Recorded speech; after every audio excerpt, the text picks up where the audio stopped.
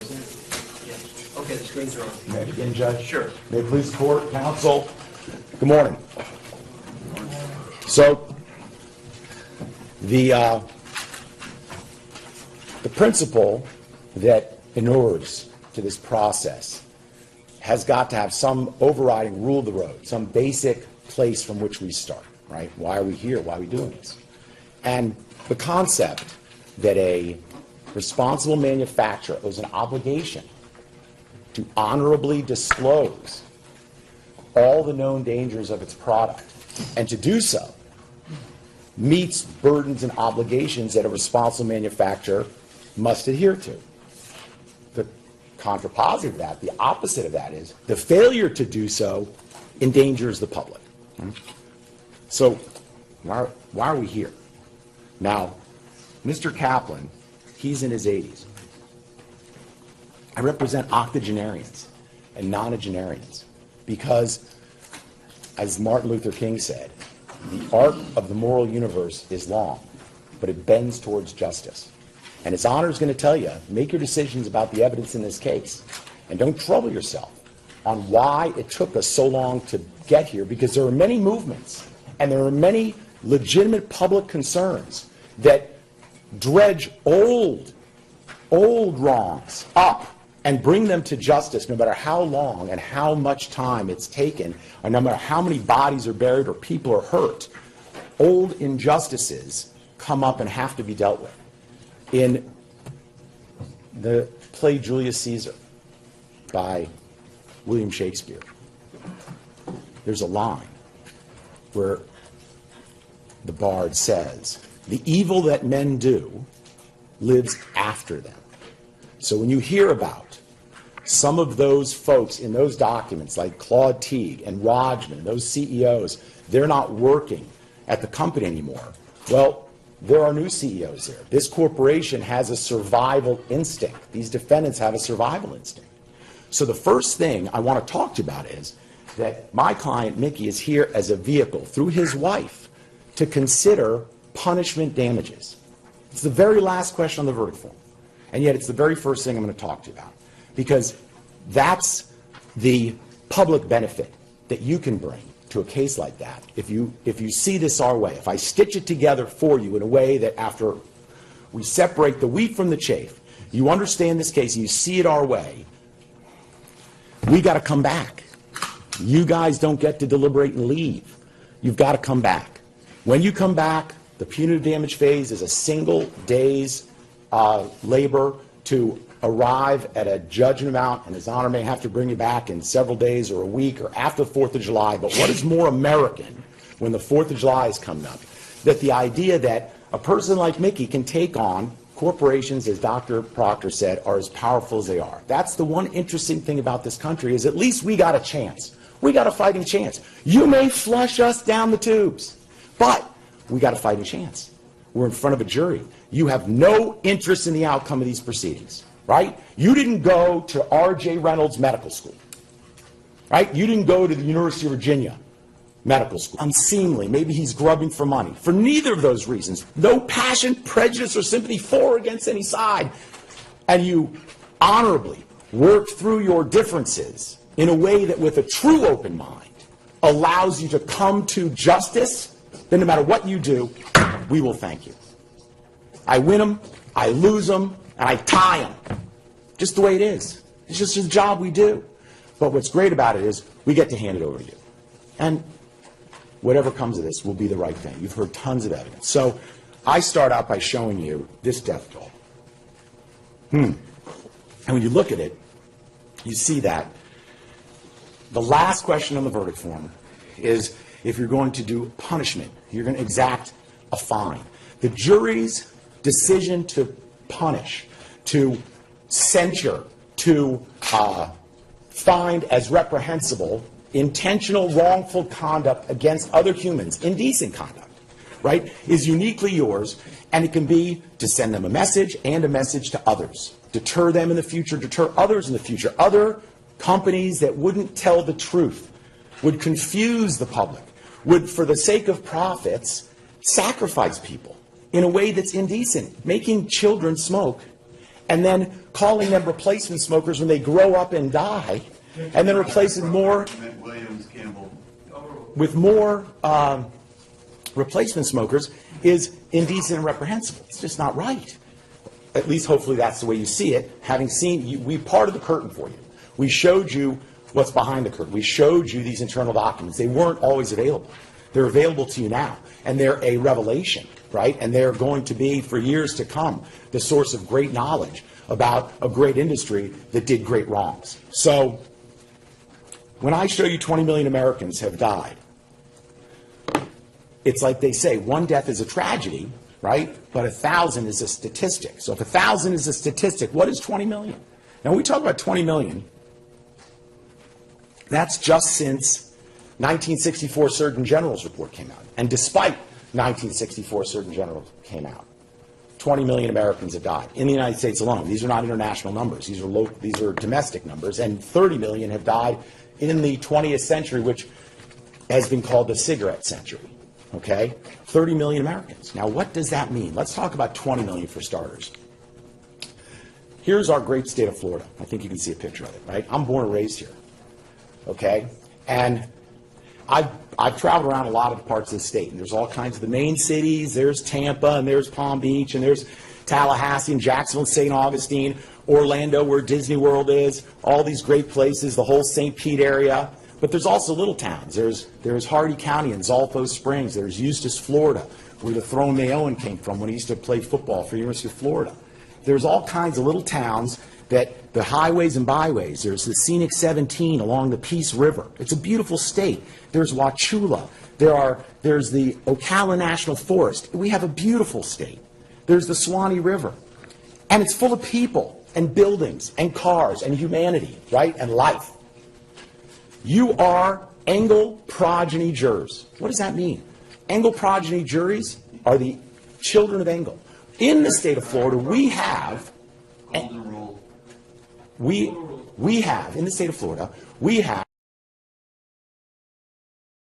more replacement smokers is indecent and reprehensible. It's just not right.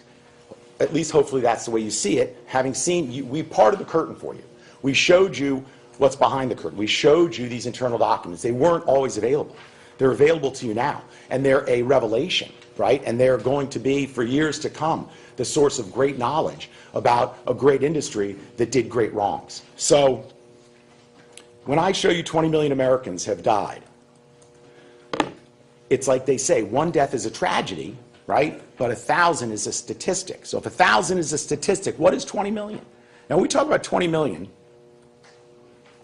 that's just since 1964 Surgeon General's report came out. And despite 1964 Surgeon General came out, 20 million Americans have died in the United States alone. These are not international numbers. These are domestic numbers. And 30 million have died in the 20th century, which has been called the cigarette century. Okay? 30 million Americans. Now, what does that mean? Let's talk about 20 million for starters. Here's our great state of Florida. I think you can see a picture of it, right? I'm born and raised here. Okay? And I've traveled around a lot of parts of the state, and there's all kinds of the main cities. There's Tampa, and there's Palm Beach, and there's Tallahassee, and Jacksonville, and St. Augustine, Orlando, where Disney World is, all these great places, the whole St. Pete area. But there's also little towns. There's Hardy County and Zolfo Springs. There's Eustis, Florida, where the Throne Mayoan came from when he used to play football for the University of Florida.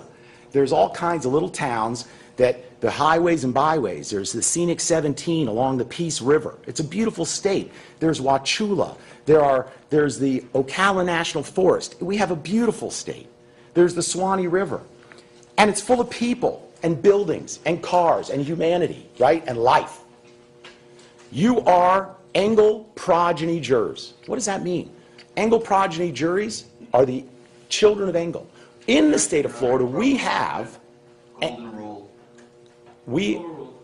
in the state of Florida, we have a unique set of circumstances where we are able, because of the Engel findings and because of the law that the Supreme Court handed down, which was approved all of the United States Supreme Court, to bring to task these companies that doesn't exist anywhere else in the United States, has never existed before, will never exist again. It's a moment in time. It's a rare opportunity. It's precious. It's precious. So, I want you to imagine, to take the idea of 1,000 people dying as a statistic, what would that mean with 20 people? I want you to imagine for a second that in all these towns, all these highways and byways, every hospital, every church, every school, every community, every office building, every place that we all inhabit as Floridians, that there's nobody there. Not one person. That you could drive from Key West all the way to Apalachicola, where the oyster beds are, and not see a single living soul. And if you remember a long time ago, Charlton Heston was in The Omega Man. Great movie. It was an unbelievable film. It affected me greatly because they figured out a way to have a city empty, and he was like the only one left. And what was so memorable to me about this movie that I saw as a kid, there was nobody there but him. He was the only person. Imagine traveling around Florida and not seeing anybody. Well, you know how many people live in the state of Florida? The population of the state of Florida is more than 20 million people. Okay? Put that in perspective. The grandmas and the grandpas from our greatest generation that are long gone, dead and gone, the great aunties and uncles who are long gone, folks of different generations and some of you as jurors that are long gone, and why? Why? For nicotine addiction? For the perfection of a drug delivery device that when used as intended provides profit during the life expectancy of the smoker and then causes them to die in a way that is not peaceful. You saw what happened to my client. That's how people die from smoking. It's, you know, it's not like snuffing out a cigarette. America is this industry's ashtray. Right? They're stubbing out 450 to 500,000 lives a year. Improper argument, Williams. The concept that I'm trying to share with you are that this case is one of many in the state of Florida that serves as a vehicle for a larger purpose. That's what it does. And so as you think this through, I'm going to try to show you how to get through the various questions you'll be presented so that you can come to the decision as to whether or not we ought to come back and talk about it so you can decide how to let this company, this industry know how people in 2018 feel about these historic wrongs. So, now, I want you to hear this. Do I play it or you play it? You play it. How many Americans? It's an important question. Nobody dies of cigarette smoking. Does that die of it? That's not the clip. You got the clip? How many Americans are killed by cigarette smoking every year? It's an important question. Nobody dies of cigarette smoking. Does that die of diseases? How many Americans per year die of diseases caused by cigarette smoking? I don't think any of them die of diseases caused by cigarette smoking. Zero. If they do, I think it's an unproven case. So you're not That's it. zero. I think That's it. How many? That's it. I don't think anybody, this is the chief executive officer of Lorillard Tobacco Company, purchased by R.J. Reynolds Tobacco Company in 2015, testifying in the Engel case in 1997. How many people die of cigarette smoking? I don't think any die. And if that's not enough, right? If that isn't enough, the denial. And if they do, it's an unproven case, right? In other words, he's got both his belt and his suspenders on to make sure that the iron uniformity of this conspiracy to conceal the harms and addictiveness of smoking never broke ranks. Truly amazing that they could hold that together for that long. Truly amazing, right? And what did Sheila want to do so that you can hear briefly from her after she's passed? Like you heard from Yul Brenner, who didn't know what we know now about the tobacco companies. What did she say? She said what I think is the reason why, if you think exemplary damages ought to be considered in this case, she wanted to do something. She wanted to save somebody from going through what she went through, and I wanted to make people aware of smoking can do. Like I said, if you want to know how much smoking there was, just think that every time you see somebody holding a cell phone, anywhere you go in your daily lives, think of that being a cigarette, because the world which she came up in, smoking was the social standard.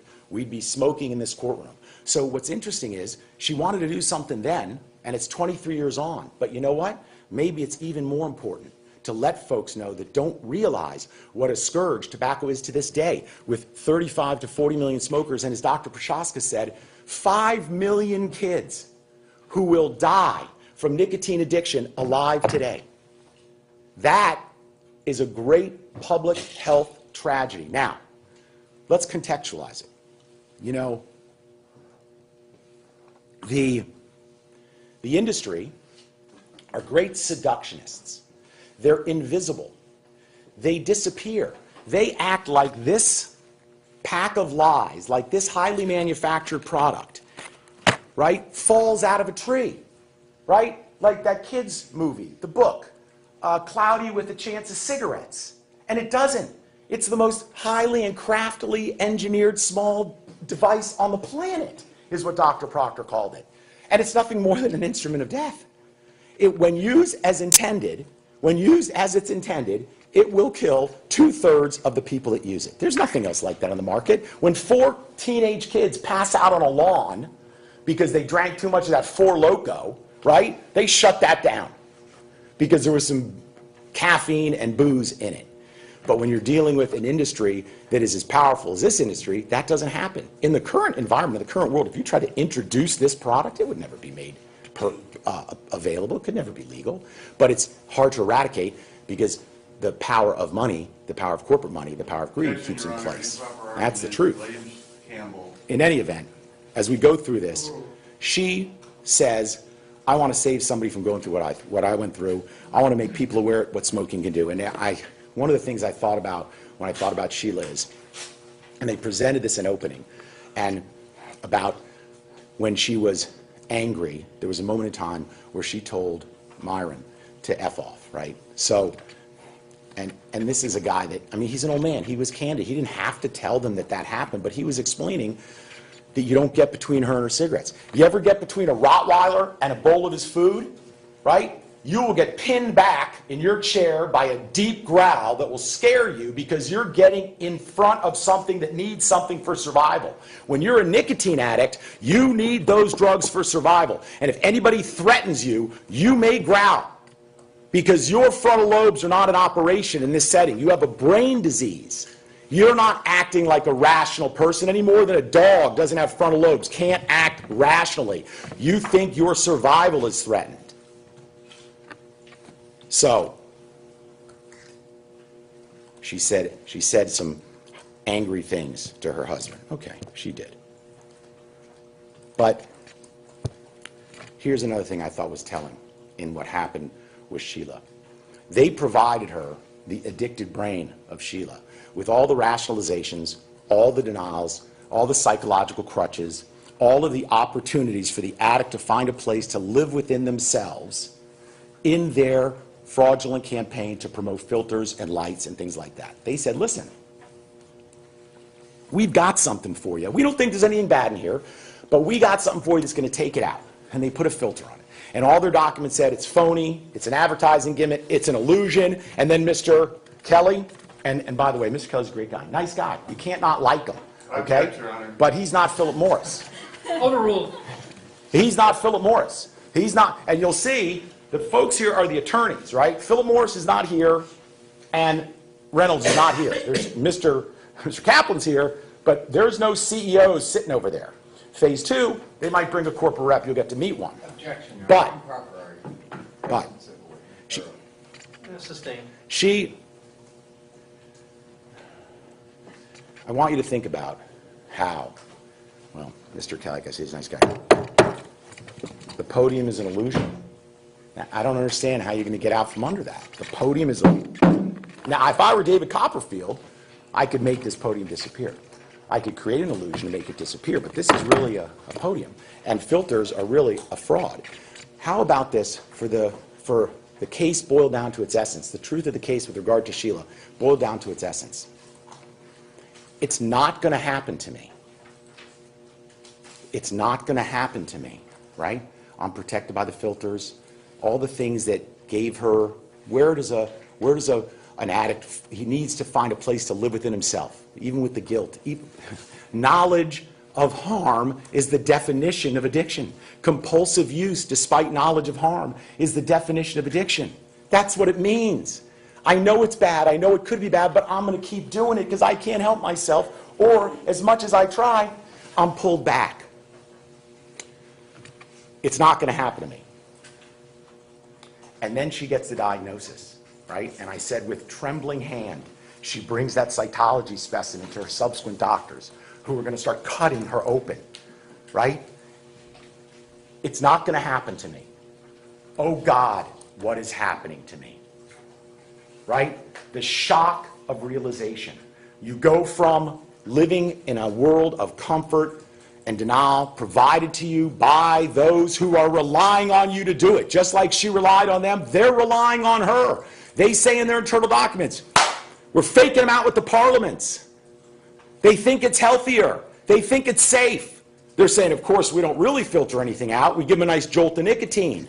But they faked her out. It won't happen to me, is the reasonable thing for a similarly situated, addicted consumer to think. Should she have tried harder?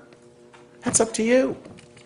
Was her human weakness such she should have tried harder? That's up to you. You may, in your discretion, say she has some partial responsibility, some fault. The judge is going to give you 100% of the pie to cut up any way you want. And you can cut up the comparative fault in any percentages you want and assign whatever numerical value of blame you assign to her for not trying harder compared to what they did for marketing negligently, under the Engel findings, a defective and dangerous product, unreasonably dangerous when used as intended. And you'll compare what she knew and what they knew, and you'll make a relative value judgment on fault. But the first question on the verdict form is she a member of this great Engel class? It has nothing to do with fault. Nothing. Whatsoever. It's only one question. Was she sickened or killed by a smoking-related disease caused by her addiction to nicotine? That's the question. It's not her fault. It's not about their fault. It's not about their wrongful intentional misconduct. It's not about anything other than that. And yet, that's been their Maginot line, and we'll talk about that. That's where they've erected this defense, this house of cards. And if my hands weren't shaking, I'd build the house of cards I used to build like the kid that I am and show that when you pull one out, it falls down. Because this record is replete with proof positive of nothing but a smoking-related disease. Proof positive.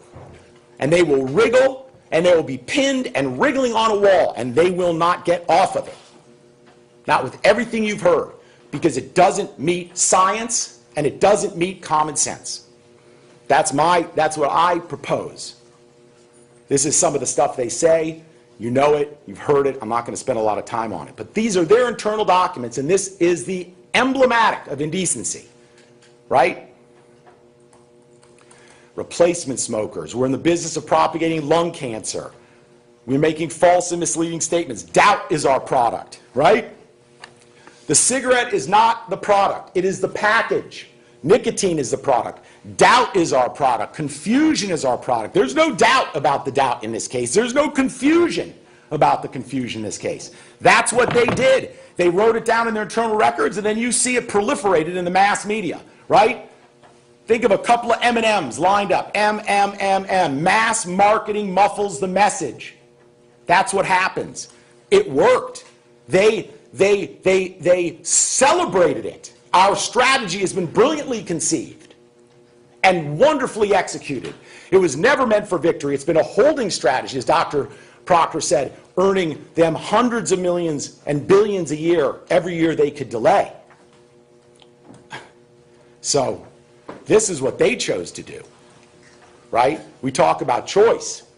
You think you know something about tobacco and you come in here. You think you know something about smoking and you come in here. That's fine. But now you know, right? Now you know. It's the Elton John song, Mona Lisa's and Mad Hatters, where he has a line in there about, I thought I knew, but now I know that rose trees never grow in New York City. It's a great song. It's one of those sing-along songs with Elton. And you come in here thinking you know, but now you guys know. 6 jurors at a time. You guys know. This is what they chose to do. So we're going to compare choices, and we're going to talk about comparative fault. Okay, fine. Compare her choices that were undermined, reflected in the mind of an addict, confused, misled, with their choices of negligence and marketing a defective product. You'll think about that. And if they put profits over the human health and life of their customers and millions like them, then you can decide, is that worthy of censure? And is that call for an expression by the jury of moral condemnation, of outrage for reckless indifference towards the life of others? They've clearly put profits over human lives. And so when it comes to the punitive damages, the very last question on the verdict form, I don't know the number because we're still working on the form of it. I hope that you can get through the clutter to get there and say, yes, we'll see you again. His Honor's not going to make you deliberate for a limited amount of time. That's one thing you should know. That once we hand this, Your Honor, once we, proper argument. once we hand this case over to you, we're on your time, right? We're on your time. There is no requirement that you have X amount of time to make a decision. His Honor's already set up, you may not want to hear this, but Your Honor's already set up Saturday. Proper argument. If he's going to tell you this, but he's already got the courthouse set aside for tomorrow in case you can't come to a complete decision today.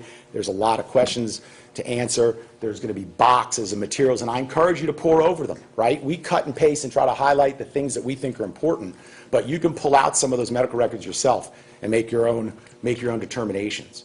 You know about the Frank statement. They made a promise. Remember how they made a promise that they would go out of business? To reassure the public, besides the phony filters and the fake light cigarettes, on many occasions, and he said it was a false promise. That's why I got the fingers crossed behind the back. I didn't really mean it. But they made a promise that they would go out of business, and they repeated it. He said at least a dozen times, all the way into the late 90s, if it were ever proven to be bad for you. So you saw this in opening statement. They're going to attack the public health authority. Their lobbying groups that were sent out as legitimate science were shields and fronts. I'm going to skip through all this. You've seen all this.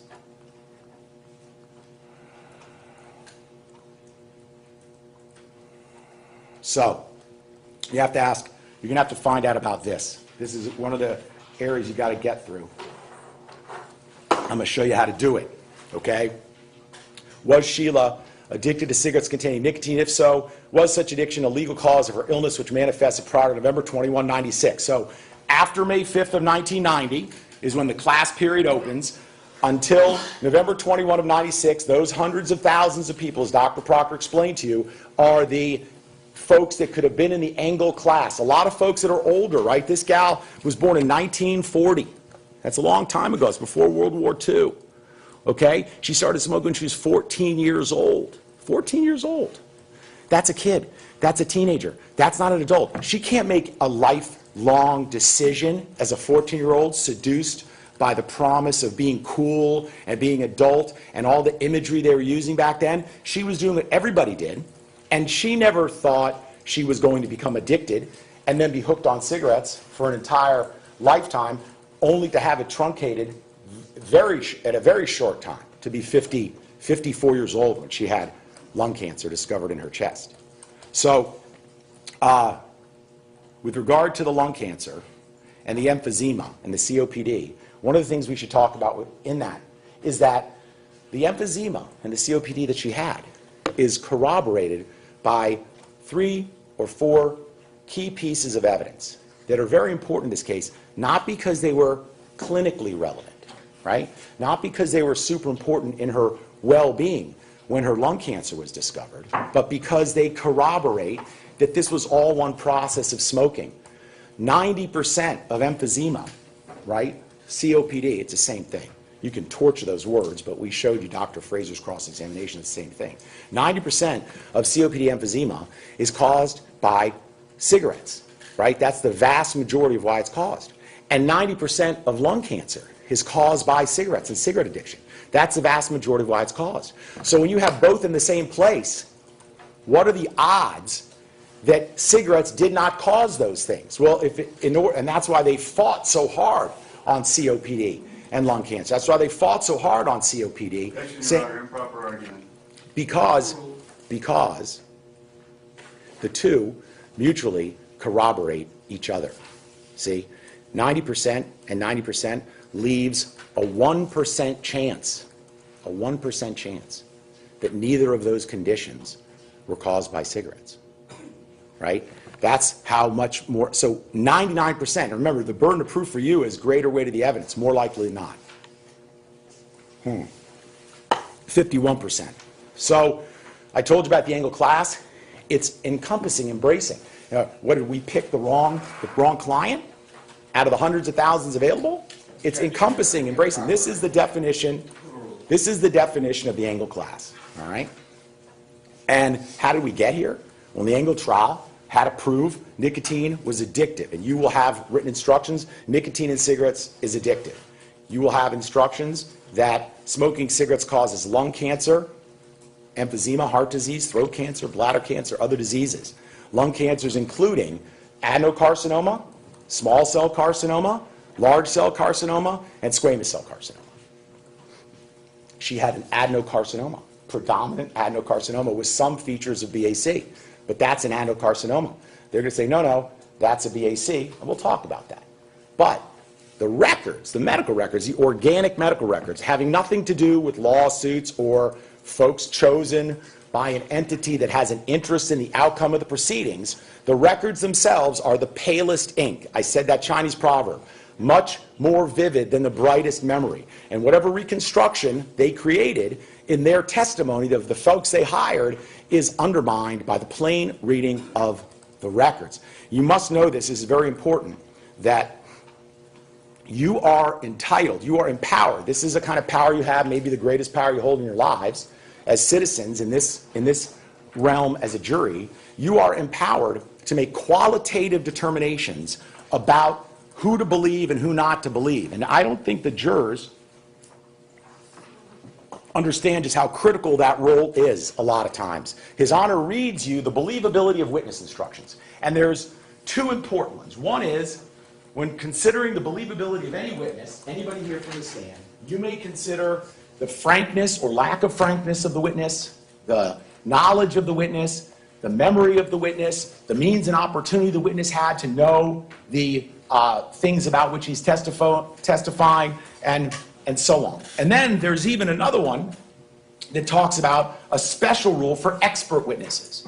And there are folks that are technical in technical subjects, and they're known as expert witnesses, and you may consider them using the regular witness believability instruction, as well as additional instructions that say, consider their knowledge, their skill, their training, their expertise, as well as their frankness or lack of frankness, any interest they may have in the outcome of the proceedings, how much money they're making, things like that. Is that biasing them? Things like that. And you may consider such testimony, reject it, or give it the weight you think it deserves. Now, this is why you are empowered to make qualitative decisions. And if you hear somebody say something and think to yourself one of two things: how could the judge let him say that? Or, if he said it, what am I supposed to do about it? I can't read pathology. I can't read radiology. I don't know what those gray images mean. What am I supposed to do about it? You have the power to decide, under the circumstances, I don't find the witness credible. We implore you, when we impeach their credibility, when we cross-examine them, to consider the cross and decide, are they credible? Or the special rule for experts, may we reject them? And yes, you may. That's the law. That's your power. And so qualitatively, you're going to have to choose. And you're going to have to pick who to believe and who to reject. Now, I will tell you, Dr. Strauss, right? We tried to honor this process by bringing to you world-class heavyweights in the field, whose Reputation precedes them, who are on the record in hundreds of articles and books that you can read anything about what they said, and if anything they said on the witness stand was wrong, they would take out the book and say, that's wrong. They would impeach them. The defendants would impeach them. They would challenge them, and they didn't because they can't, because there is no counter-narrative. Just like with Dr. Proctor, you didn't hear a defense historian. Just like Dr. Prochaska, you didn't hear an addiction person, because there's no other side to that story. There's no book. Improper argument. There is no book in evidence that says tobacco's good for you. The tobacco industry is a misbegotten, misunderstood, poor, forlorn industry. They were really terrific. What a mistake. There's no such thing. There's no counter-narrative. We tried to honor this process by bringing world-class heavyweights, Harvard, Tufts, Yale, Brown University. But you know what he doesn't have? He ain't got no personality, right? Strauss, he's up there, he's mumbling. I'm like, this is a super smart guy, but he doesn't, he's like a professor. He's out of his element. He doesn't present that well. You know who presents well? Dr. Fraser. Dr. Fraser, man, that guy's got personality. You can't help but like him. I like him. I like him. I don't believe a word he says, but it's not up to me. It's up to you to make that decision. He doesn't have any credentials whatsoever, but he could be a disc jockey. He could be on television. He's a beautiful man with a beautiful voice, and listening to him is super enjoyable, right? It's really good.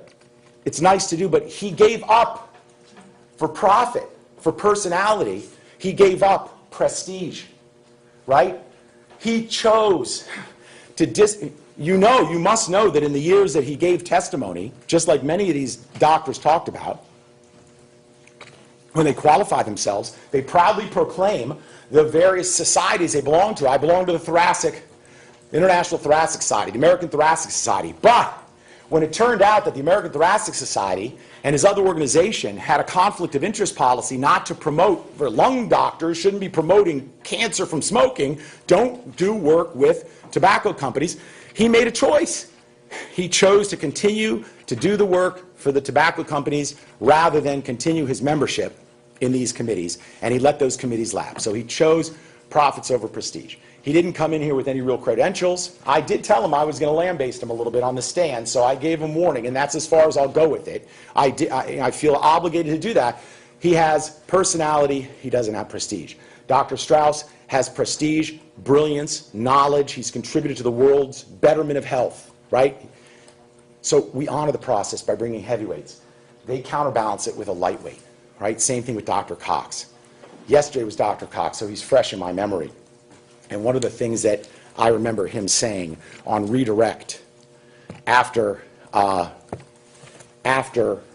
cross-examined him and confronted him with the literature and the documentation that there was no such thing as a ground glass opacity in the 80s, and he was wet behind the ears, and he didn't know anything about it, but they hired him to come in here and try to tell you something, and he never said it was a pure ground glass opacity. And that's the linkage that he has to connect to what Dr. Koss said to get to the unreasonable position they proposed to you about something that happened in 1989. It's got nothing to do with this case. But what was interesting was, on redirect, and he volunteered this on his own, and Frank was redirecting him, trying to fix up whatever he thought might have been damaged in his... argument. I'll rephrase. Redirect is you go, if the witness gets hurt on impeachment, you try to correct it, put it in context. Maybe I overreached or something. The lawyer, just like I would do with them, lawyer puts it in context. Here's what the guy said. And you may have seen me do it because we're always jumping around back here with the computers. You guys are devoid of all electronics. We got all these computers. He said, it's not relevant what you call it. You can call it ground glass. You can call it hazy. You can call it a vague nodule. Doesn't matter what you call it. The most important thing for Mrs. Kaplan would be that it would have been recognized and followed closely. If it had been recognized, then they would have done a follow-up. Doesn't matter what they call it. Now we call it ground glass. Doesn't matter what they called it at that time. If they recognized it, the standard of care would have been to follow it within 3 months and see that it was persistent. Remember, he wouldn't tell me about the standard of care on direct, on cross.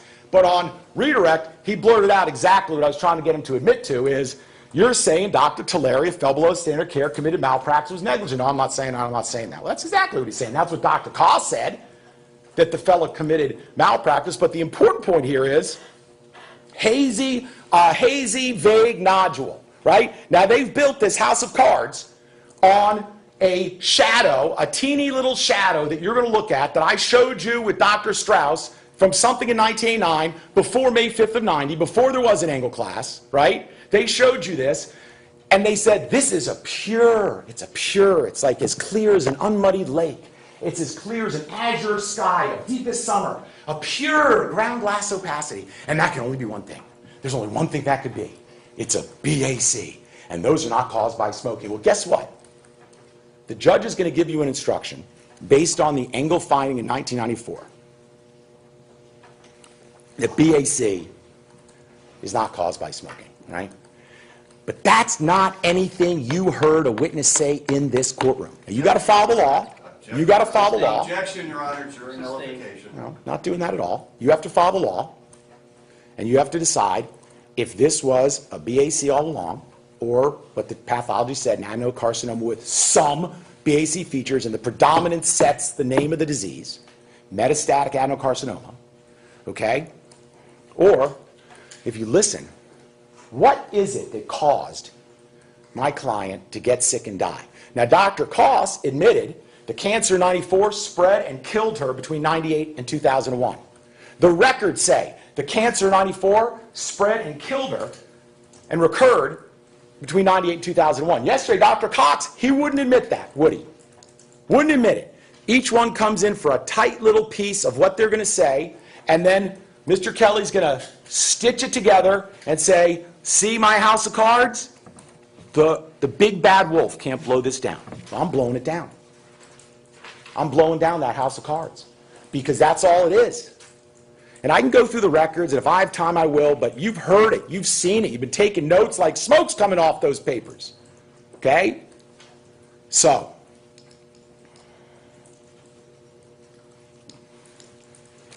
can't think of anything else to say. I'm just kidding.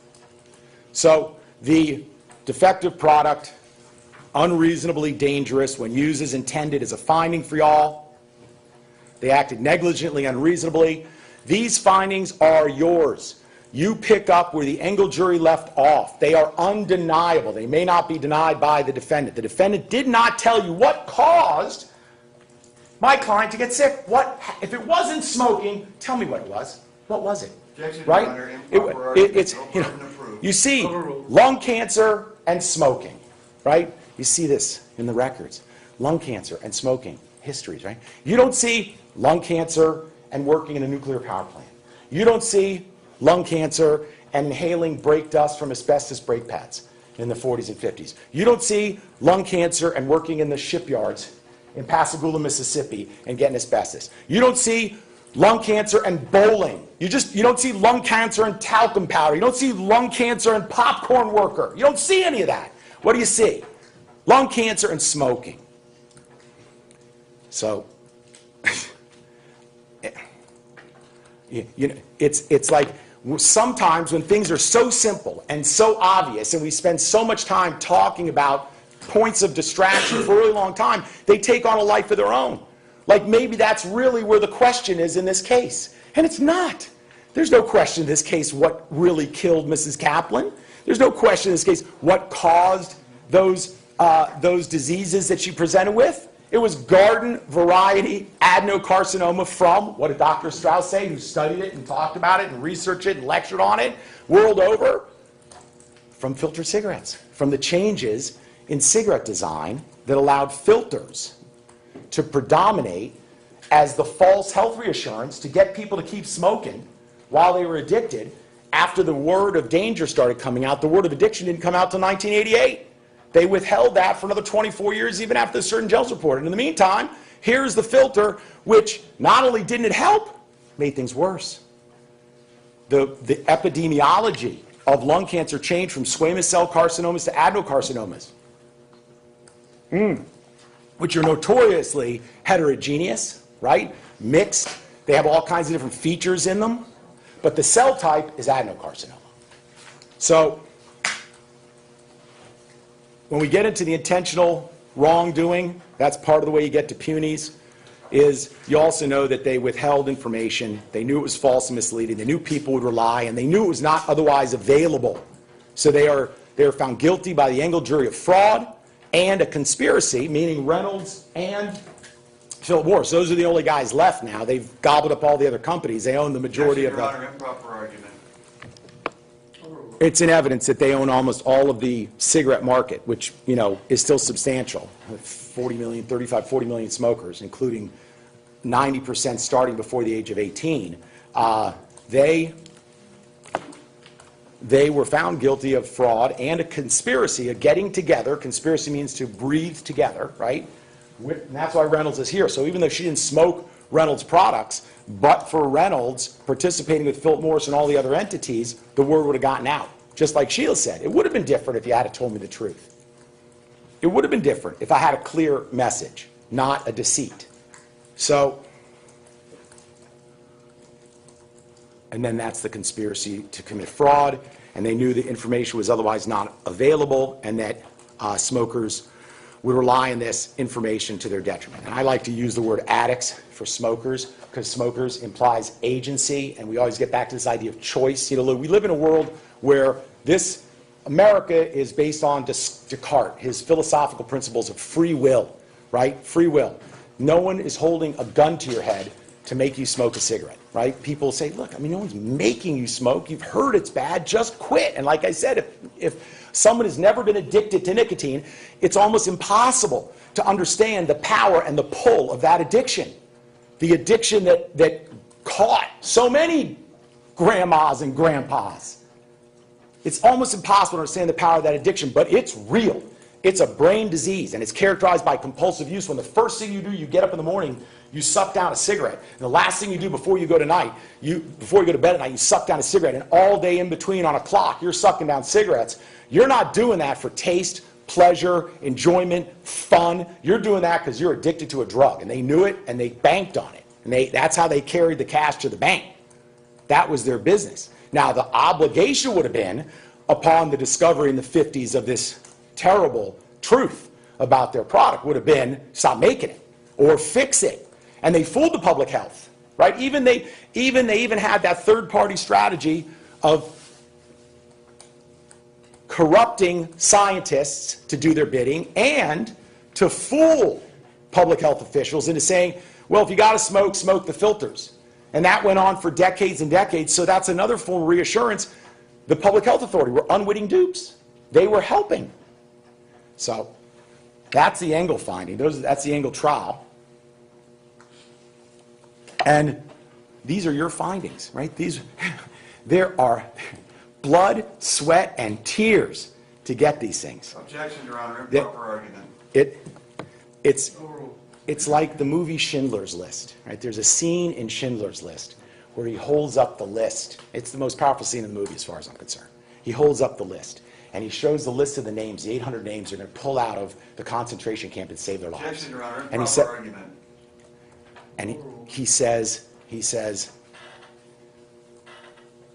he goes, the list is an absolute good.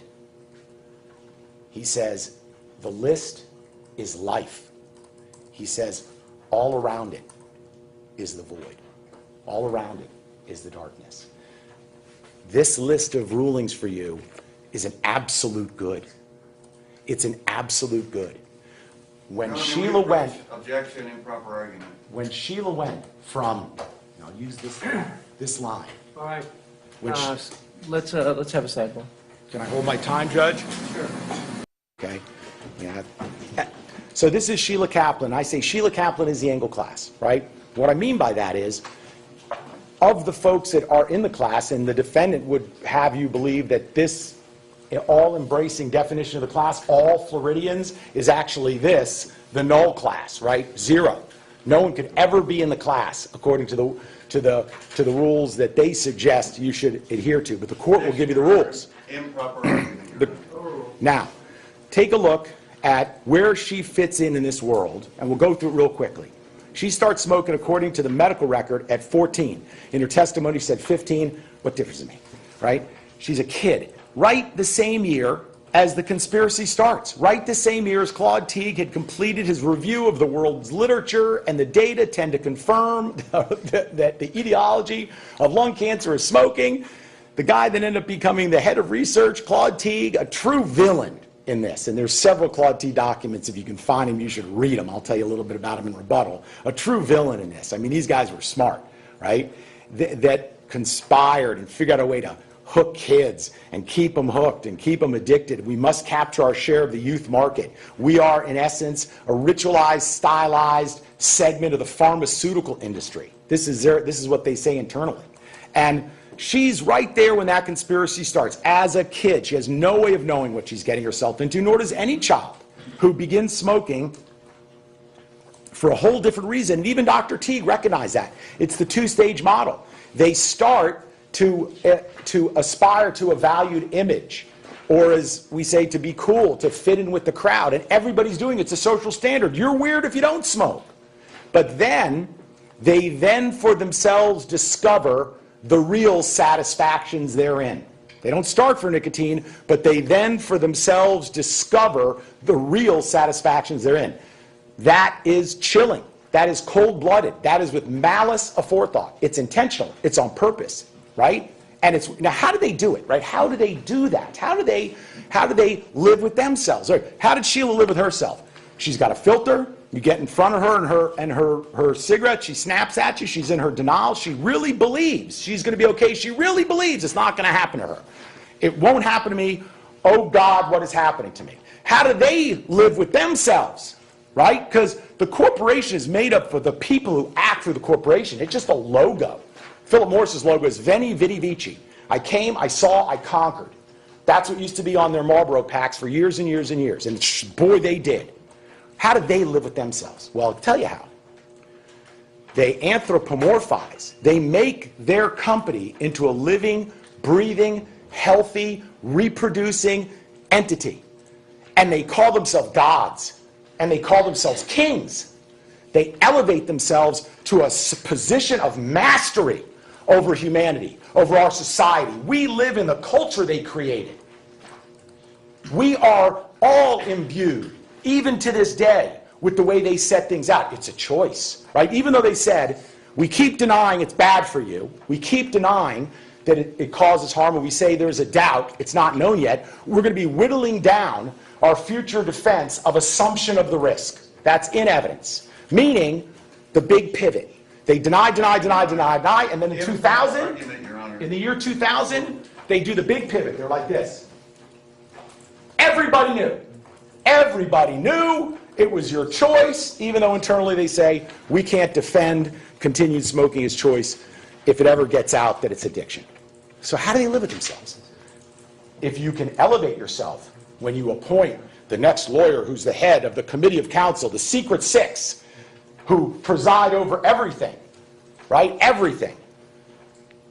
As a god, the coronation of the new God king. If king isn't enough, God isn't enough. They have to deify themselves and majestically elevate themselves to a position of commandment and rule. Over who? Over what? Over the consumer they dehumanize. Rats in a cage in their internal documents. You'll see it. Imagine a rat in a cage pressing a lever to get the nicotine. There's been a backlog of youth who have taken up the smoking practice in light of the Surgeon General's report in 1964, the Maxwell document and evidence says. These kids, these youth, can be expected to join with the current crop of prospects to result in a healthy increase in next year's numbers, and up and up and up the sales go. So, if you can elevate yourself to above your subjects, Veni Vidi Vici, I'm a god, I'm a king, and you can think of your subjects as nothing more than a conditioned rat in a cage, right? Or a bushel of corn, a crop to be harvested. You've commodified them, right? We talked about that with Dr. Proctor. You've turned them into a commodity that you can sell on the Chicago Board of Exchange. Right? It's just, how much are pork bellies today, right? And then you've disassociated yourself from the harm, from the pain and the suffering. Does that meet with the bounds of decency, right? They have some, I don't know if they have this instruction. Is corporations are people? Is that instruction here? They have an instruction, corporations are people. Okay. So corporations are people. Then, if you're a person, you have to act with the decency. You know, if you have the rights of a person, you have the corresponding obligations of a person. You have to act decently and reasonably towards your fellow man. I mean, Robert Fulghum wrote a book. Everything I ever need to know, I learned in kindergarten. Right? We know. When we're little kids. Don't hurt people. Be nice. Share your cookies. Play nice together. Play fair. Don't cheat. Don't lie. Don't steal. Don't hurt. If you hurt someone, say you're sorry. If you make a mistake, fess up. Learn from it. It's a basic human decency. You want to be according to the rights of a person, then you should execute the responsibilities of a person. You just be decent to your fellow man. And somehow they lost their moral compass. And I think part of it was, I think the evidence shows that part of it is the ability to elevate on one side and dehumanize on the other. That gives them their denial, their rationalization, their ability to live with even their own internal mission, saying we're all sort of troubled by the guilt that maybe our business is nothing more than the propagation of lung cancer. You know, that's a pretty, that's a pretty stark admission internally. In any event, so the conspiracy goes, she smokes the health reassurance cigarettes. The Parliament's the Parliament Light. She smoked them both. We have pictures, you can tell from the colors in the pack. She smoked the Parliament Lights. And we have the internal document. It may have been a public document that said, it's the same cigarette. We're not even changing it. But we're using the benefit of this Lights reassurance on Parliaments with the extra margin. Remember that old commercial and opening statement, the extra margin, like the guy wears a helmet, he wears a life preserver, you know, the guy jumps out of the plane, he's got a parachute. Extra margin of what? Implying health. All their internal documents say the reason people smoke Parliaments is it's healthier.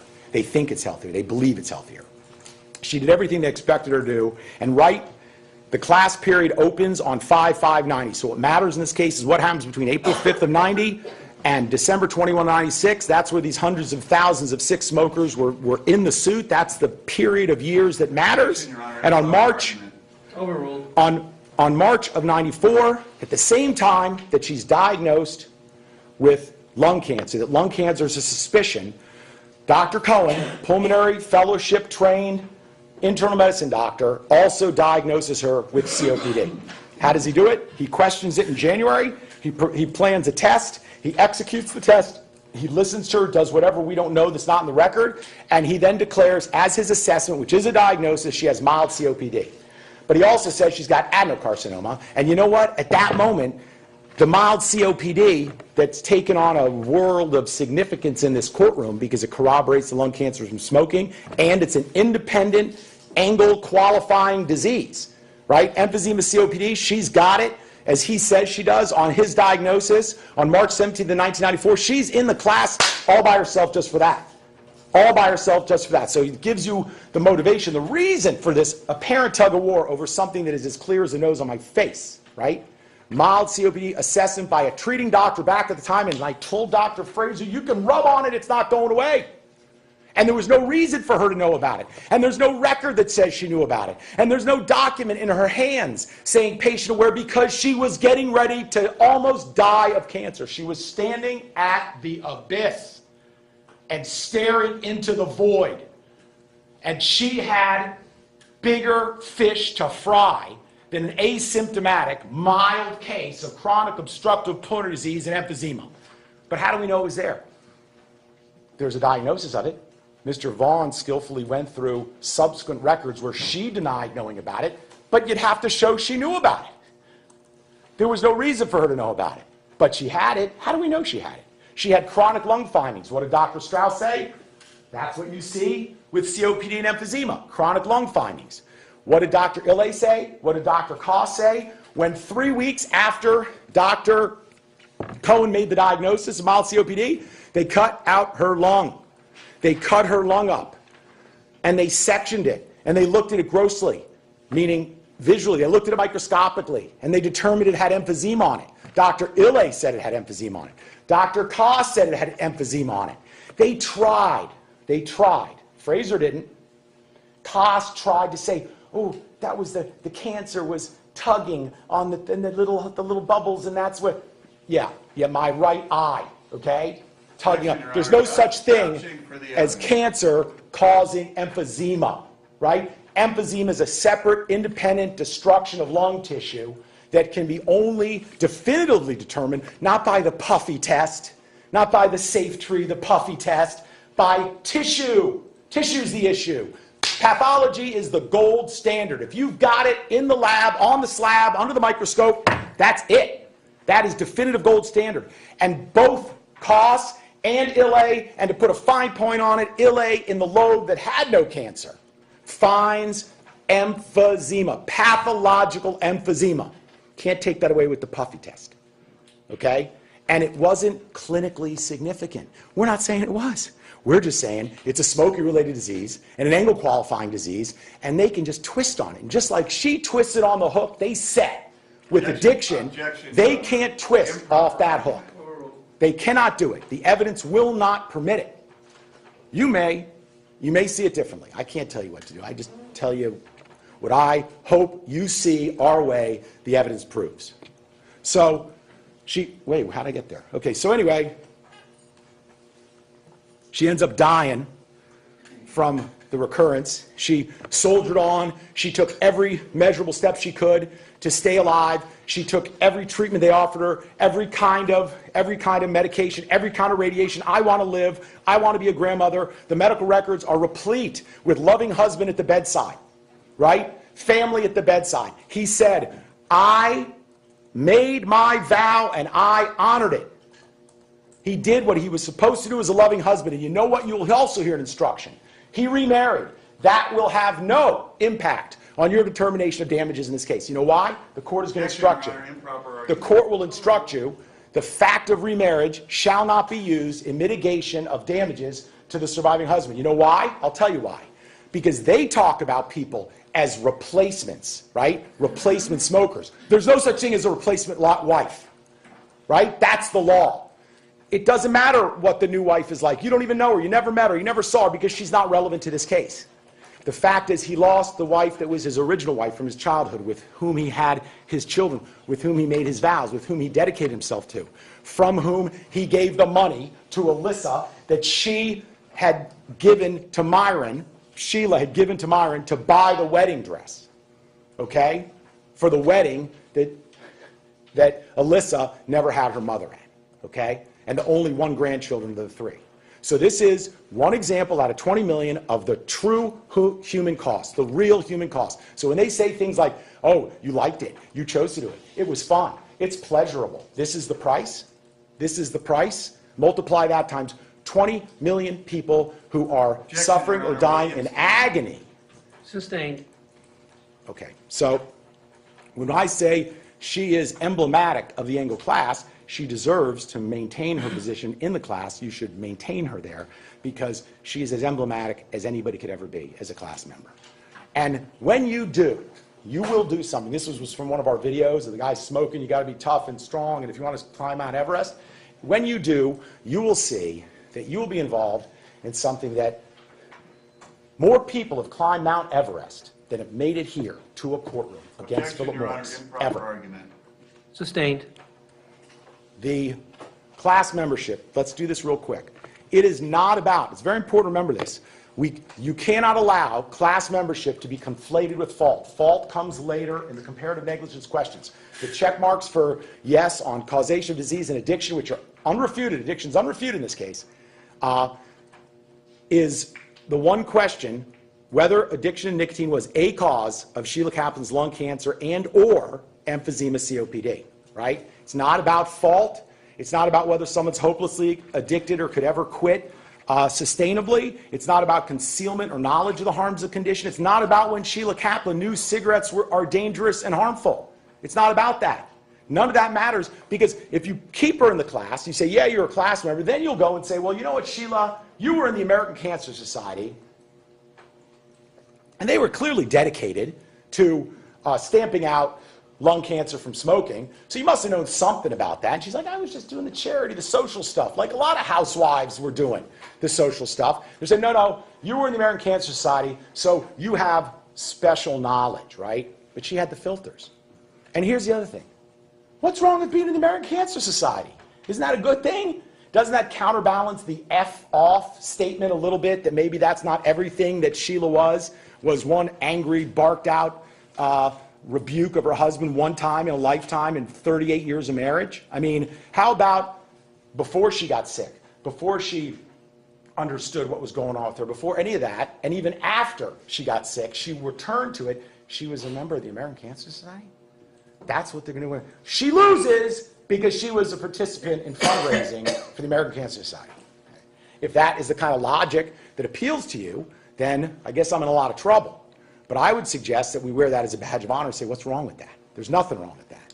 Don't let yourselves be conflated. Don't be confused. Don't be distracted. Don't have doubt that fault is not a part of class membership, please.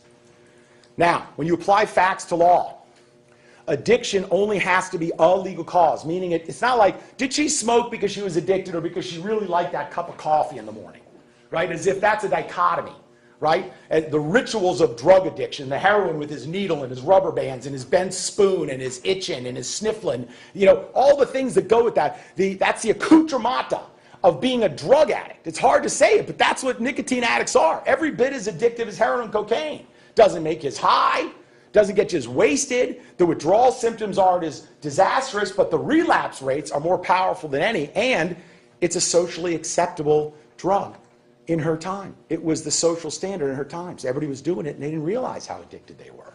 But it doesn't have to be the only cause. Addiction can act in combination with other causes, such as enjoyment or stress, that results in continued smoking, which causes the lung cancer and or the emphysema and causes the death, right? I mean, that's a simple way of understanding the law. The greater weight of the evidence is simple enough, right? More convincing weight of the evidence, tip the scales in our favor. We've more than done that under the evidence. What is this? So, there's an old saying, if you build a better mousetrap, the world will beat a path to your door, okay? So it's not a matter of, are you a professor? No, but I play one in court. That's not what this is about. It's about, has somebody dedicated themselves to a life of scholarship and have contributed to the world's literature, the world's understanding, and the public health benefit, the heroic act of spending all those monk-like hours for PhD theses, dissertations, those monk-like monastic hours alone, reading and writing and researching and reading and writing and researching and educating and dedicating yourself to someone. And then, you know what? Here's an Engle class. And it isn't 300,000 people anymore. It's one jury at a time, all over the state of Florida, hundreds of times. And Dr. Proctor made $5 million. And I say, good for him. He earned every penny of it, right? He built a better mousetrap, and the world beat a path to his door. The way you get an expert. How do you get an expert? Who knows more about the secrets and the misconduct of the tobacco industry in this country, maybe in the world, than Robert Proctor? Nobody. He was just a history professor, probably making like low six figures at Stanford. How much were they making? And he fell into this, and that's a great thing. He's making a lot of money. At least he's showing up. No one ever complains about it but tobacco. But he earned it. He invented the better mousetrap. He learned, he dedicated himself. Incidental to what he knew became valuable. Not the other way around. Not, hey, you're a pretty good-looking guy. You're pretty smart. You know anything about this stuff? No, we'll teach you. Come on. I mean, just different, you know? So that's why I say we brought heavyweights. They counterbalance the lightweight. And, you know, if you give up your credibility, that's different than earning the right to be here and speak. I mean, Judith Prochaska is the just past president of the Society for the Research of Nicotine and Tobacco.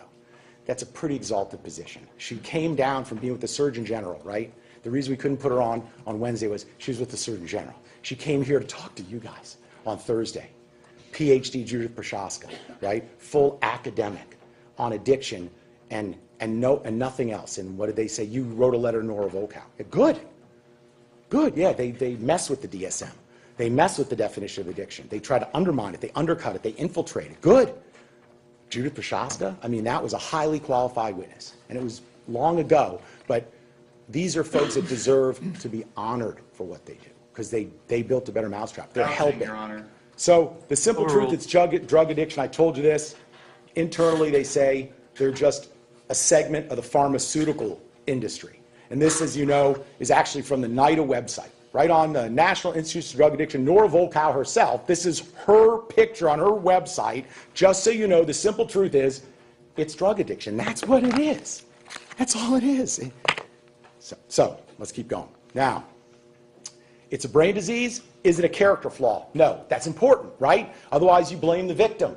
Oh, you, Sheila, it's on you. It's on you. Okay, maybe it's on her some. That's comparative fault. But it's not on her all the way, and it's not on her that it's not addiction. She said she felt the urge and the need to smoke, and Prochaska said those urges and those cravings are evidence of addiction.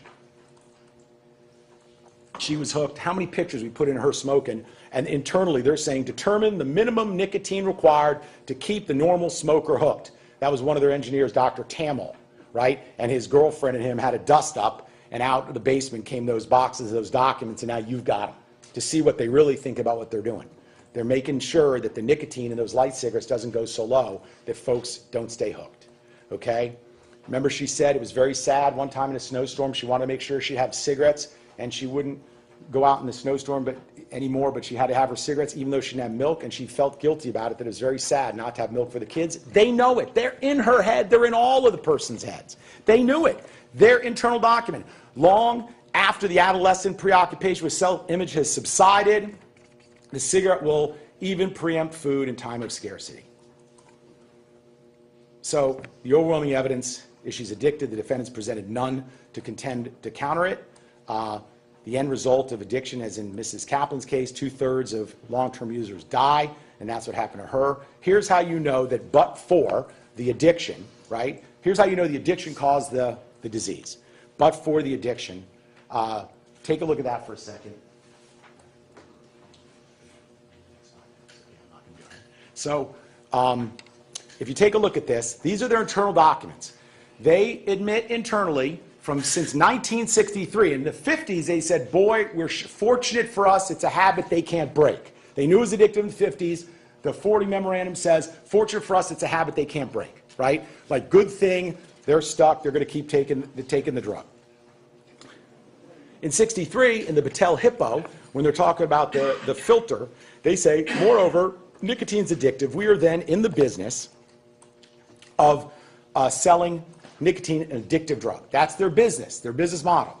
Then Dr. Teague says, if you look at the 1972 document, Dr. Teague says that nicotine is the sine qua non of smoking, okay? So that causes continued smoking. Why? Because sine qua non, what does it mean? It's Latin. It means without which there is nothing, right? Sine, without, qua, which, known, nothing. Without which there is nothing. But for nicotine, there's nothing, no business. How many times in their internal documents we showed you does it say, we'll liquidate our business overnight if they ever figure out a way to get off this nicotine addiction? If the nicotine was out of the cigarettes, our business would collapse, we'd lose all our consulting fees. That was their business. They calculated it. So the sine qua non is the continued smoking. So addiction causes continued smoking, but for, right? You'll hear that in the law language from the judge, but for. And then you will hear them admitting that we are devoting our business lives to the propagation of lung cancer. So they're telling you, we're selling nicotine, that's our business, addictive drug, but for the nicotine, nobody would smoke, she continued to smoke, and the end result is our business is to propagate lung cancer, and then the part that's not in here is how you complete the loop in the cycle, and that's where we get the kids, get the replacement smokers, and it keeps on keeping on.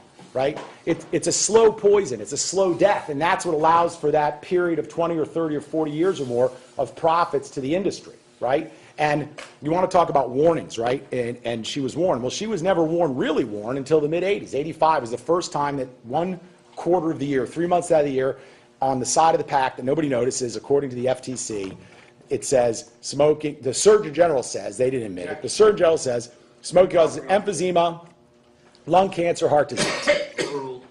Smoke causes emphysema, lung cancer, heart disease, right? That's on the side of the pack. Now, you want to know how unnoticeable is a warning? How unnoticeable is a warning? Here's a bottle. It's got a warning on it. Objection, Your Honor, preemption. Warning. Well, this is not preempted. Warning. Cap Your Honor, is a preemption. small part. Warning. Cap is a small part and poses a choking hazard, particularly for children. Pretty noticeable, huh? So, listen to this. We should also give priority to the more than 300,000 Americans each year. All right, so anyway, when he surprisingly comes out and is very anti-industry because he realized what they're doing. He says we should give the fair amount of attention to the one addiction, tobacco addiction, which is causing 300,000 deaths a year. That was back then in '88. Now it's up to 500,000 deaths a year. Peak death, as Dr. Proctor said. But that's how you know that addiction is a cause of disease. It just is, right? It just is. It causes a lot of things. Like, as Dr. Proctor said, it'd be like saying alcohol doesn't cause car accidents. Of course it does. So, do I got anything to work? Okay, anyway, so this I had up, and I'll only spend a little bit on this. This is what I was thinking when you guys are looking at the slides, right? This is why I say you have the power to accept or reject. You're looking at the slides, you're looking at the films, and these guys are saying, there it is, right? There's the emperor's clothes. Look at that. It's right there. And people are like, oh, yeah, there it is. I see it. Nobody wants to look dumb. Yeah, but really, you know how long it takes to become a pathologist or a histopathologist or radiologist? You can't learn it. We can't learn it. We can't know it in a measurable, discernible, reproducible way in such short order, which is why you have to make a qualitative decision. You have to accept or reject these experts. You cannot just say, I'm taking their word for it, until you decided, should I take their word for it?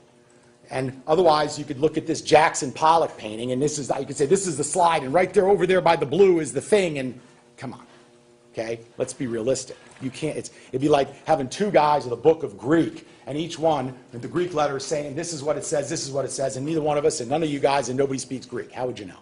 You'd have to come up with a way to discern the credibility of the person. So anyway. Hour and 15. All right. So just shut it down. All right. I'm gonna sit down in a minute because I'm gonna save some time for rebuttal after I hear how they present, so I can, because I've got the burden of proof, so I can rebut. But I will tell you that there are two alternative forms of damage in this case, and it can be a little confusing, and I don't have time to explain it fully, but you'll read the verdict form and carefully go through the verdict form and the jury instructions, because this is a wrongful death case which will allow you all to compensate Mickey for his loss of his wife. That's a wrongful death case, okay? And if you decide that she died from her addiction to smoking and Mickey should be compensated, you've got to decide the amount, right? I recommend $8 million. That's my recommendation. Now, it doesn't mean a thing, right? It's totally up to you guys. You can award less, you can award more. The limits are not up to me, the limits are up to you. If I've overreached, if you say that's not reasonable, right? He's an old man, because it's before and after. It's for the last 24 years, it's since she died, but it's for the last 17 years. Well, actually, I'm sorry. His pain and suffering starts from the time she got sick in 1994 till now, and for the rest of his life, which was whatever number of years we read in the mortality tables. So the prior money that I would recommend is 6, right? From 1994 when she got sick, and he took care of her, even on every personal hygiene thing, you heard it, everything he did for her, that period of time, 94 until now, would be $6 million, 94 until now. And then because he's got a limited life expectancy in the future, another $2 million, that would be 8. That's my recommendation. If you think I overreached, because I have no idea where you value things, or you think I underreached, you make an adjustment. You can award more, you can award less, you can award a lot less, you can award nothing if you don't see this our way, you don't think that she's an Engel class member, she got sick and died from her diseases. Now, if you make a decision, and this is a little confusing, I'm going to take 1 minute with it. If you make a decision that she's a class member and she was sickened and she suffered, but she didn't die, you know, somehow, like what Dr. Cox said, well, usually don't live that long. Whatever it is, if you think that something about this, that you don't see her having died from smoking, but just suffered for a period of time from smoking, then there's an alternative, what's called survival claim, okay? Meaning, what was Sheila Kaplan's conscious pain and suffering during the period of years that she was alive, sick from smoking, and subsequently died from something else? I know it's a little confusing. But if you just, it's his pain and suffering from losing his wife, wrongful death, we believe that's the major claim. But there's an alternative, depending on how you receive this evidence, that you may decide that, okay, she was sick, she suffered, but something else killed her. If that's how you determine it, then it's tough. You have to make allowance for her pain and suffering for the period of years she was alive. That's her survival claim. I say that she suffered mightily. You heard about it. That by itself would be $5 million, if that's the way you go. You can't do both. You cannot do both. You can only do one. You can't do both. It's one or the other, one or the other. The verdict form should guide you in a way that tells you where you go next, depending on how you answer the questions. Okay? All right. I'm going to save the rest of my time. I'm going to say about 25 minutes or so to talk to y'all in rebuttal after I hear how they present their defense. I want to thank you for the time you've taken, and I also implore you to pay the same kind attention to the defense attorneys as you've paid to me. And I wish you good luck in coming to a just result in this case. All right, and no, and Mr. Schlesinger, you have 25 minutes. Thank you. Last licks. So here's how it goes. I'm going to try to rebut some of their stuff, but I'm going to show you a few things right here. I'm going to show you a few things because they talked about the medical records. And one of the things that Mr. Kelly put up was something about the adeno with BAC. Remember this. Every time the medical record says consistent with BAC, consistent with, remember those words, and when you see it in the record, you'll know that was from the needle biopsy, which all the experts say absolutely may not be used in a heterogeneous tumor to determine the tissue type. This is an adenocarcinoma with, and Mr. Kelly conveniently left it out on one of his slides, I'm going to show you some features of BAC. No problem. We're good with that. We know that. But this is a smoker's cancer. Now let me prove it to you from the records that you've seen cuts and pastes and little pieces of the records during this whole trial. Can you all see this? Can you read it? Okay, let me show you the records, and you tell me if you can divine the intent, and excuse me for getting so close, from the record, right? This patient is a 54-year-old female who was admitted to the hospital electively for resection of an adenocarcinoma of the right lower lobe. The patient is a former smoker, 1 pack per day for approximately 30 years. An adenocarcinoma of the right lower lobe, and what is the very next thing? Excuse my voice being loud. What is the very next thing? The patient is a former smoker, right? One of these things follows the other. One of these things absolutely belongs. What do you think they were thinking when they were taking care of her? Okay? Now, I will tell you, there are about 25 records in these records where the same nursing admission or whatever part of the record you want to go to, you will find both the finding of the cancer along with the smoking history in the same record. But these are the handful I found that are so close that there could be no other explanation except for the relevance to the people who have to take care of her, the respiratory therapists, the nurses, the doctors, of how important it is. You got lung cancer, tell me about your smoking. And remember she said, did the doctors let you know that this is from smoking? She said, yeah, essentially, yes. That when I was they said lung cancer, you're a smoker. So look here. Respiratory, this is the pre-operative anesthesia orders and evaluation, right? Insertion of a sub-Q port in May. Respiratory, lung cancer, okay, on the right, ex-smoker. See? You see how they put it together? Lung cancer, smoking. This is what we call causation. Okay, let's look at this one. This is how we used to do it, only with blow-ups in the olden days. Okay, didn't have the slots. Now look here. Here's something, I don't know the date on this, but take a look at this. Alveolar carcinoma, right lower lung, recently diagnosed. Smokes 1.5 packs per day. See that? That's for a thoracotomy for the right lung tumor. Right next to each other. Because the people that were there taking care of her didn't have any problem. Now, the tobacco entity, the defendants in this case, they'll tell you ABC, anything but cigarettes. Anything but cigarettes. So the guys that propagate lung cancer for a business with their nicotine addiction, they will tell you, but the lung cancer isn't caused by smoking. Oh, only 10% of smokers get lung cancer. When there's 40 million people smoking, that's 4 million people. Remember Dr. Strauss said that? Look at this.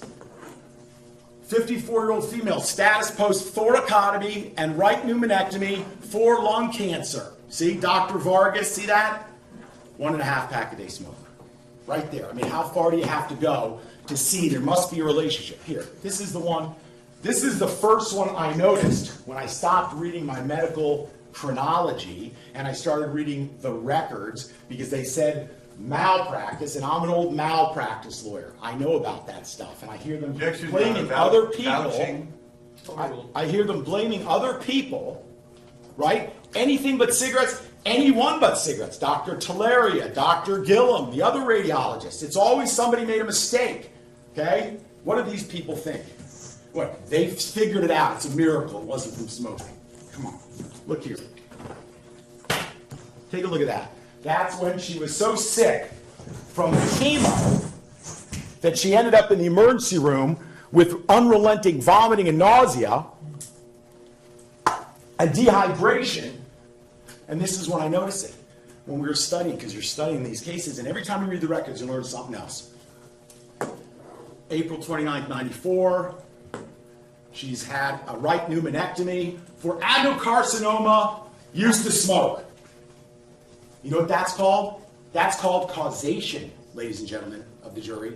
That's called from the organic records. You know, when there is inconsistencies in testimony or inconsistencies in the record, that suggests authenticity. In real life, there's variation. We dealt that with one of the defense experts saying, 38 years, 35 years, I quit. They start explaining it, and the doctor's like, yeah, and they write something down, right? That connotes authenticity. Sheila Kaplan testified 20 years ago. It's a treasure that we have that testimony, and I hope you took notes on it because I can't go through it again, but we have her on paper. We don't usually have that. So they make these cigarettes as easy as possible to start and as hard as possible to quit, okay? They admit that they're making false and misleading statements to promote the sale of cigarettes. Objection, Your Honor, improper argument. This is in evidence. And we are making false and misleading statements to promote the sale of cigarettes. We can't defend smoking as a free choice if the person was addicted. I told you about that. So we talked about the numbers numb. I already did the 20 million smokers, but you know, you think about the numbers and they can numb you. All right? Always anything but cigarettes, anybody but cigarettes. And here's what I say. When it comes to the umbrella of the conspiracy, which encompasses the filter fraud to further go along with the dishonesty about not admitting cigarettes were bad for you. They didn't admit cigarettes were bad for you. They didn't say we're making a safer cigarette because our other ones are deadly. Dr. Proctor said they could have gotten on that a lot earlier. They didn't. Here's what I say about youth marketing, the dirty little secret, the base of the business of the high school student. I say protect children. Don't addict them. That's what decent people do. You protect. You don't addict. Vouching. Similarly. Williams Campbell. Similarly. You shouldn't be causing cancer. You should be curing cancer. Cure cancer. Don't cause cancer. Don't spend billions designing the perfect engine of addiction, as Dr. Proctor said. Design a way to cure cancer. And what is one way to cure cancer? If you didn't have smokable cigarettes, 1/3 of all cancers disappear. Remember they testified about that? 500,000 people a year. 1 in every 5 graves in the United States is filled with a body killed by smoking. 1 in 5 deaths, 20% of deaths. This was Mr. Kelly's slide. You see what he said? Dr. Gillum identified the cancer as adenocarcinoma with BAC features. No. That's not what the record says. Look at the record. It says Dr. Gillum identified the cancer as adenocarcinoma with some BAC features, and Dr. Koss and Dr. Illay and Dr. Gillum said that was the minority. The predominance was adenocarcinoma, the smoker's cancer. You can have other features, acinar, papillar. These are just little tiny things on the Jackson Pollock you're looking at, but adenocarcinoma was predominant. Dr. Koss said so. Dr. Illay said so, and so did Dr. Gillum, and that is an omission.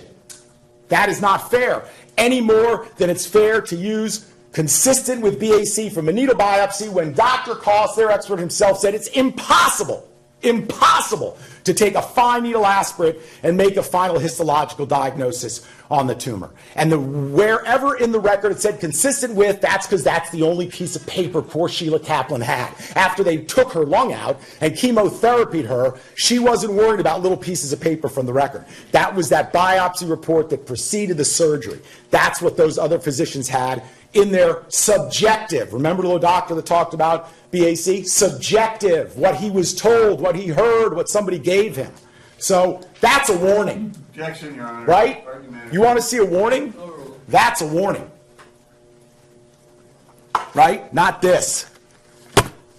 Preemption, Your Honor. Now, today, to this day, phase 2, I'll tell you who makes these. I can't do it right now. I don't have the evidence in the record. Phase 2, natural American spirit, a Native American smoker, a peace pipe, an uninhalable pipe, selling cigarettes now, 21st century. Amazon bought Whole Foods, and what do they sell? Organic. This is organic tobacco.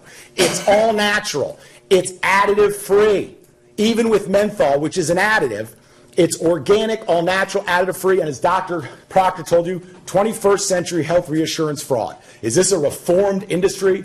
A reformed defendants that are trying to do the right thing? Not at all. And what is the #1 growth brand in the United States today? Natural American Spirit. And if you watched it, over the years, it went from down in the dust behind the 7-Eleven counter, and now it's prominently displayed, and you'll see it, and you'll learn more about it in phase 2 if we get there, okay? Here's what the records say. Metastatic adenocarcinoma, remember the node? They didn't say anything about BAC in the node. There was no BAC in the node, and if you look closely, it says moderately differentiated adenocarcinoma with some features of bronchoalveolar carcinoma. Some features, the minimum, not the maximum, right? And let's look at where it said adenocarcinoma in the records. Forget consistent with from the needle biopsy. That is an improper use of that data, unfair use of that data, okay? Here's the data. Adenocarcinoma, adenocarcinoma, adenocarcinoma, adenocarcinoma, okay? All through the records, adenocarcinoma with some features of bronchoalveolar carcinoma.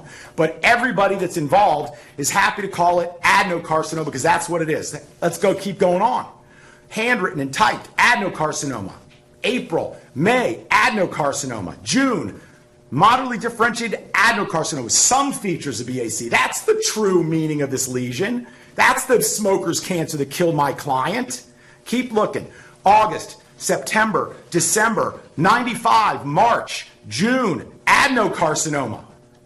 Before she dies, June 15th, 01, the diagnosis of a pathological stage 2, T2, N2, adenocarcinoma of the lung, when they were reflecting on what it was that recurred that only a month later would eventuate in her demise, right? What did he say? Did she have a BAC? Dr. Ille, not in my opinion, no. Did she ever have a BAC? Not to my knowledge, no. Right? The House of Cards, a shadow on 1989 is what they're trying to make this into when one guy said, if it's a pure ground glass nodule, and the other guy, we shamed him to the point with the books. We shamed him to the point with the books he had to back off. Well, I don't care what you call it. Hazy, vague nodule. Yeah, exactly. And what did the differential diagnosis in the book on high-resolution CAT scanning say about the differential? When I cross-examined with the book, it specifically said, even if you have high-resolution CT, even if you do it right, and you thin slice it, so you don't get volume averaging, not from multiple slice levels, from the thickness of the X-ray. How else would it be that thinner slicing would be more accurate? If volume averaging was per slice, it would be less accurate. It's the thickness of 10 millimeters of X-ray beam that the computer doesn't know what to do with when there's densities of different amounts, and it makes something up, which could be a pseudo-GGO. It says the differential diagnosis is BAC, BAC, and adenocarcinoma. So BAC doesn't exist anymore. GGO didn't exist in 1989. It's like they're making something disappear and they're pulling a rabbit out of the hat. Magicians make things disappear. Magicians pull things out of the hat. But that's just not reality. She never had a BAC. She had an adenocarcinoma with BAC features, acinar, lipidic. These are just the little things you see on histology. What is he talking about? About Dr. Gillum saw the whole tumor. Yeah, she saw the whole lung. That's gross pathology. You can't tell what the cells look like without cutting them and slicing them on a slide. Are you kidding me? What is he talking about? She saw the whole tumor. Yes, she did. She said it was adenocarcinoma, and it had some features of BAC. The majority that you saw was non-BAC adenocarcinoma. In other words, we talk about probabilities. The majority of the times, adenocarcinomas are heterogeneous. This is their expert, Dr. Koss.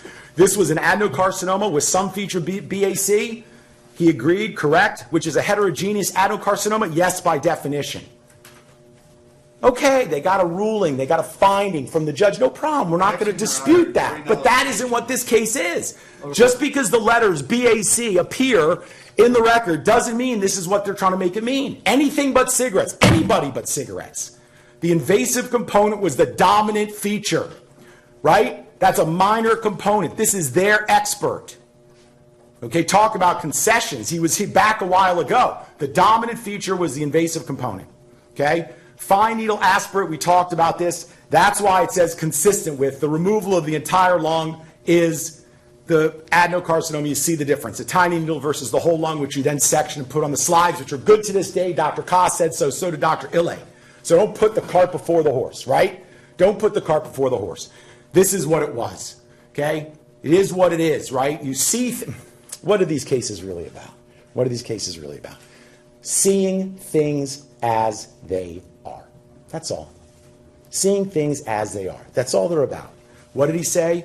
Every place where the BAC appears consistent with, he says, I don't accept that from needle biopsy. That's Dr. Strauss. Nobody would accept such a thing who has expertise. Who else had expertise? Dr. Koss. What did he say? It's impossible to make a final histological subclassification on a needle biopsy. I absolutely agree with that. Okay? So he agrees that you can't do it on the needle. You see that? He repeats it. Absolutely. Not only then, but now you have to get the rest of the tumor. Because adenocarcinomas are heterogeneous. There's lots of things going on in them. They're horrible cancers, which are from filters, which cause things to be worse and kill more people now than ever. Objection, Your Honor. Jury nullification. So here, he even admits no one ever made a diagnosis of BAC. Okay? And the designation of BAC is restricted to cancers, little BACs, that are non-invasive, okay? And nobody, in this case, ever made a diagnosis of BAC on those slides, okay? And he says he wouldn't call it BAC, all right? And the definition changed, and he says at 94, if anyone asked him, he would have said at the time of the biopsy, she did not have BAC. She had invasive carcinoma. They're expert. They're expert, okay? The predominant feature, he admits it's the predominant feature, the invasive component, what's important to clinicians and surgeons. Okay? And Sheila Kaplan said, is there any warnings that could have made you quit smoking? Better remember, quitting and going back is relapse. Look how hard she tried. She was a serious quit effort gal. She made New Year's resolutions. She made birthday resolutions for herself. And see how they did what I told you they were going to do? They try to conflate fault with class membership. Alcohol doesn't contribute to cause car wrecks. Well, if you kill yourself by getting drunk and driving into a tree, isn't that all your fault? That's not what we're talking about. We're talking about addiction causation. You hear it on the news all the time. An alcohol-related fatality, an alcohol-related car accident, meaning alcohol and alcoholism can contribute to cause harm and death. I just use that analogy to show addiction causation. Of course, nicotine can cause disease and death because of compulsive use, relapsing chronic brain disease. That's the thing, but as they do, they try to take question one and make it all about fault, and if Sheila was the least little bit of fault, you're going to say, oh, she wasn't addicted, didn't cause her disease. It's not about, question one is not about whether or not addicts can quit. That's not what it's about. So that's important to remember. And she said that if they had definitely linked it and not made that controversy, it would have been different. There was a lot of controversy. And they said the key word is confusion and doubt is our product. She was a perfect customer for them. All right? So he explains it was emphysema. It's a part of COPD. No doubt about it. Okay? And you just can't get away from it, especially because it's all in a compact period of time. It all happened at the same time. He admits that emphysema was found on the middle lobe unaffected by cancer. He admits it, okay? Emphysema is part of COPD. He admits that, right? Mild COPD patients may not have symptoms. He admits a lot of his patients are 60s and 70s and long quit before you ever diagnose them with COPD because your lung function deteriorates anyway. And it isn't until later that you find out you got COPD. Half the people are walking around without knowing it. But in this case, it's really important because it helps solidify the proof that she was sickened by smoking because you don't have two diseases that would have to be less than 1% chance. They want to say, we win because 1%. They can't. This is not a criminal case where where it's beyond and to the exclusion of every and all reasonable doubt. If they've raised the doubt, good. They're very good at raising doubts, but a little bit of doubt doesn't work because in a greater weight of the evidence standard, The benefit of the doubt goes to Sheila and Your Honor, Myron. They get the benefit of the doubt. Request a curative instruction. Judge, I'm allowed Standard to of proof interpret is it. greater weight. Yeah, greater weight. So if you have doubt, you can have 49% doubt. We still win. You don't even have that much. But 1% doubt doesn't get him out the door. Doesn't make him stop, doesn't get him from coming back. So here's the COPD assessment mild. You saw that. He questioned it. He evaluated it. He studied. Who's my pulmonologist? Dr. Cohen is my pulmonologist. The treating doctor, they said I didn't have a pulmonologist. He's my pulmonologist. 5 minutes. Thank you, Judge. In any event, you found that the pathology correlated, his pathology correlated with the finding of the clinical assessment of mild COPD. All right? The lung cancer was from smoking filtered cigarettes. It was more likely not caused by smoking. Even Dr. Koss admits the type of lung cancer he's saying she had. He agrees and acknowledges the general disease category. This is testimony evidence. Generally caused by smoking. Yes, he admits that. Okay?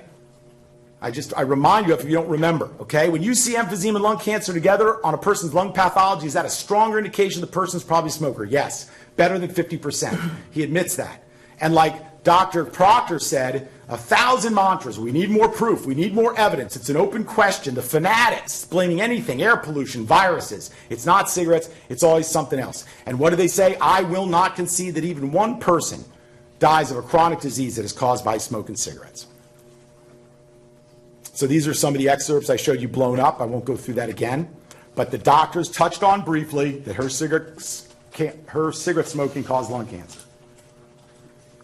Here's smoking histories in the record. There's some variation. What are we talking about? She did quit. She didn't quit. She quit. She said several things about how she quit, depending on how the people taking down the notes documented it. And then in 96, she gave a depo.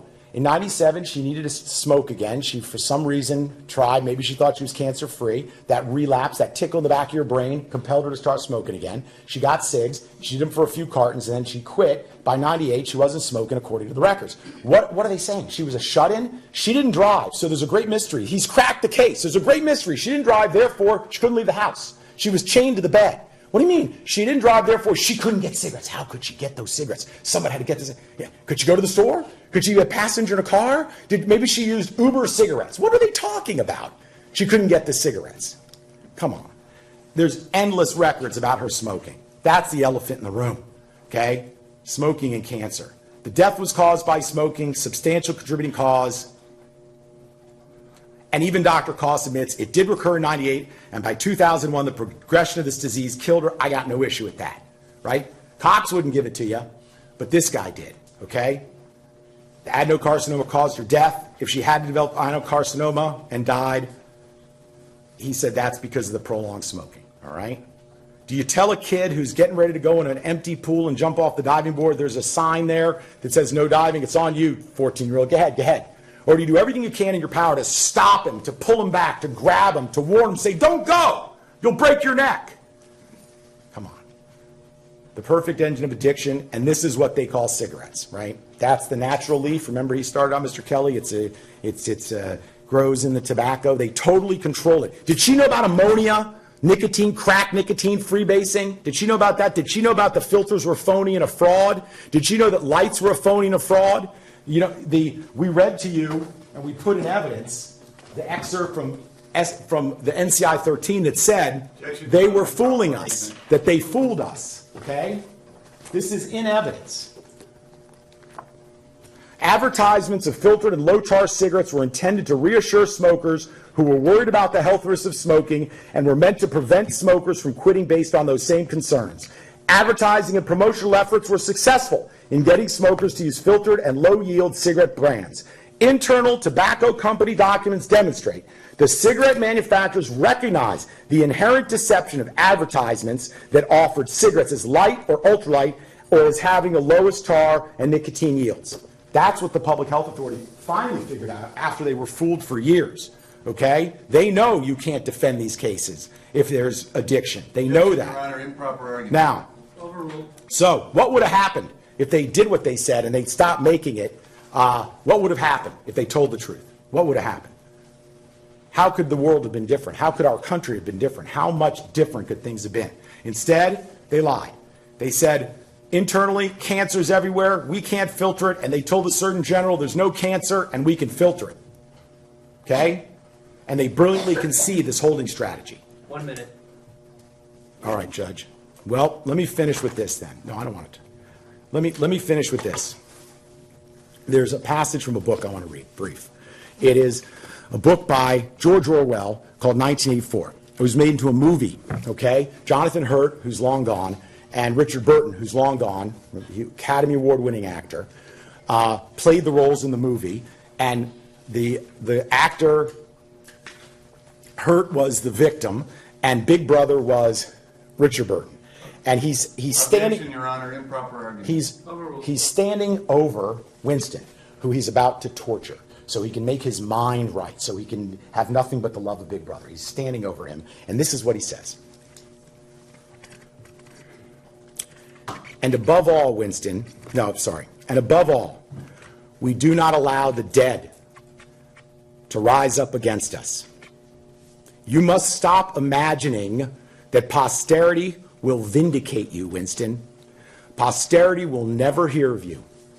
You will be lifted clean out from the stream of history. We shall turn you into a gas and pour you into the stratosphere. Nothing will remain of you, not a name in a register, Objection, Your Honor. This is not a improper memory argument. in a living brain, not a name in a register, not a memory in a living brain. You will have been annihilated in the past as well as in the future. You will never have existed. When you go back there and you make this right and you do justice, you will prove that that passage will not come true for my client Sheila Kaplan. God bless and good luck.